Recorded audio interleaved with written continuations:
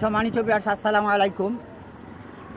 রাজনীতি, রাজকার্য পরিচালনার যে নীতি এবং এই পরিচালনা কার্য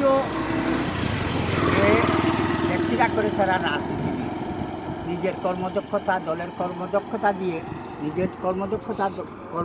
দিয়ে দলের কর্মদক্ষতা দিয়ে জনতা অর্জন করে তারপর না করে বেকুবের মতো তারা খেলা হবে এসব দিয়ে রাজনীতি।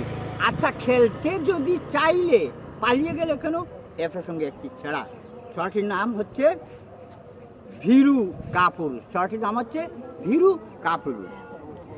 পালায় না বলে পালিয়ে গেল স্বৈর ফ্যাসিস্ট দল, জন্মতুদের কত বাপের সঠিক থাকলে বল, গর্ত থেকে হাই হুঙ্কার তক্তে বসবে দ্রুত, ভারত ইসরায়েল সঙ্গে নিয়ে লড়বে অবিরত। এখন যারা তক্তে বসা দেশপ্রেমী না হলে হুদার মতো জুতার মালা পরতে হবে গলে। পাচার, লুপাট, রিজার্ভ, শেয়ার আদায় শাস্তিহীন, জাতির গাড়ে মেগা প্রকল্পী পাহাড় সমঋণ। আমজনতার রক্তবানে স্বাধীনতা আসে, ফের তক্তে দল কিং কেমনে বলো বসে।